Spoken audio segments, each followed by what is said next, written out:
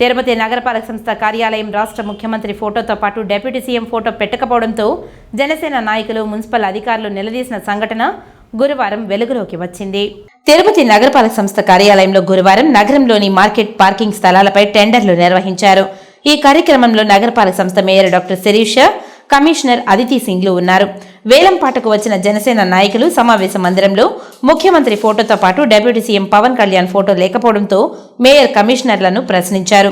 CM ఫోటోతో పాటు deputy CM ఫోటోను కూడా పెడతామని అధికారులు తెలిపారు.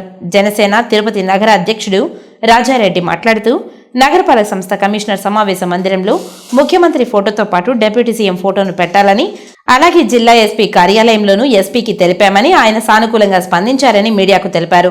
అయితే 2 రోజుల్లో deputy CM Pawan Kalyan photo పెట్టకపోతే కార్పొరేషన్ కార్యాలయం ముందు ఆందోళన చేపడతామని హెచ్చరించారు.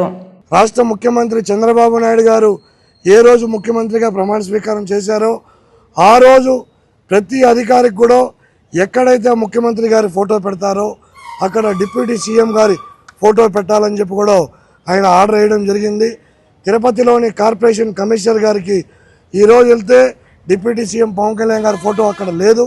మేము కమిషనర్ గారికి దీనిపైన ఫిర్యాదు చేస్తే వెంటనే పవన్ కళ్యాణ్ గారి ఫోటో మేము పెడతామని చెప్పి కూడా మాట వేయడం జరిగింది. ఈరోజు రేపు చూస్తాం. పవన్ కళ్యాణ్ గారి ఫోటో కానీ పెట్టకపోతే జనసేన పార్టీ తరఫున మేమే తీసుకొచ్చి ఫోటో పెడతామని కూడా చెప్పడం జరిగింది.